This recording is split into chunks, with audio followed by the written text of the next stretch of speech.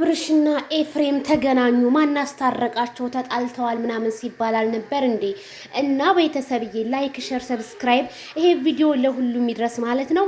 እንግዲህ አብርሃም ብዙ ጊዜ እኔን ጥፋተኛ ታደርጋላችሁ፣ እኔን ትሰርባላችሁ ብሏል። ይሄ ስድብ ያለው ቅኔ ገብቶናል።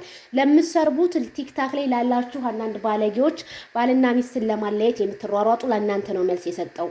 እና አብርሃም ጥፋተኛው ማን እንደሆነ ሰውን ስታስታርቁ፣ በነገራችን ላይ የቡታጅራ ዩቲዩበሮች ሰውን ስታስታርቁ ልንገራችሁ፣ ማሳረቅ እንደዚህ አይደለም። አብርሽን ለብቻው ጥያቄ መጠየቅ፣ ሩታን ለብቻዋ ቪዲዮ መጠየቅ፣ ጊዜን ከምታስረዝሙ ጊዜውን አጠር አድርጋችሁ እንደ ሀሳብ ሩታና አብርሃምን ፌስ ለፌስ አገናኝታችሁ ጥፋትሽ ምንድነው ጥፋትህ ምንድነው ብላችሁ የሁለቱንም ጥፋት ጭምቅ አርጋችሁ ሽማግሌ አይቶበት ችግሩን ብትፈቱትና ኮሜንታተርም ቢረጋጋ ምን አለበት?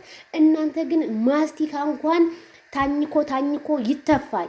የእናንተ አይዲያ ደግሞ ተተፍቶ የማያልቅ ስለሆነ ነገሩ እንዲቋረጥ ብትፈልጉ ለኮሜንታተር ብታስቡ ነገሩን ታሳጥሩት ነበረ።